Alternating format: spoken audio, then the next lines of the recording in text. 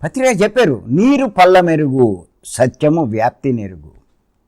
నీరు మెరక్కెళ్ళదు, అసత్యమైనటువంటి గైడింగు వ్యాప్తి చెందదు, అయిపోతుంది. పత్రిక చెప్పారు ఇవన్నీ ఉండవయ్యా అని.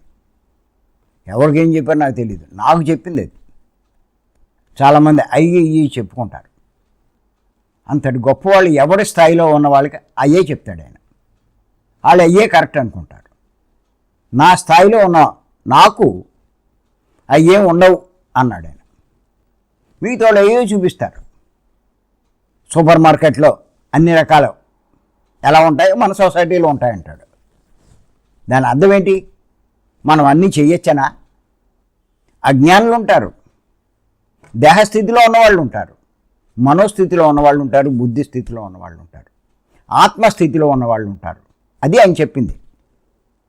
అది చేయమని కాదు, వాళ్ళకి అదే అర్థమైంది. అందులో ఆ ఎగ్జాంపులే తీసుకొచ్చి చూపిస్తారు మనందరికీ. పత్రిక చెప్పలేదా? ఒక ఇంటర్వ్యూలో చెప్పారు ఆయన ప్రత్యేకించి.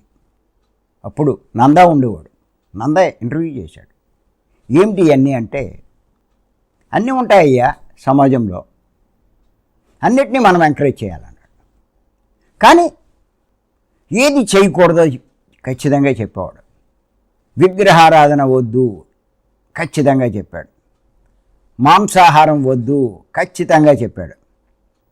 ఏ మందులు వద్దు ఖచ్చితంగా చెప్పాడు.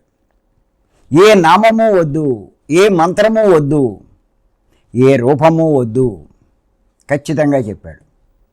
నీ మాట మీద జాగ్రత్త అన్నాడు ఆయన. ఇలా ఎన్నో చెప్పాడు.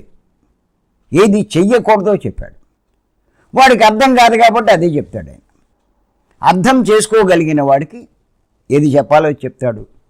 చెప్పినా అర్థం కాని వాడికి నచ్చిందే చెప్తాడు ఆయన. కంతే వాడు, ఆ జన్మకంతే ఈ జన్మ.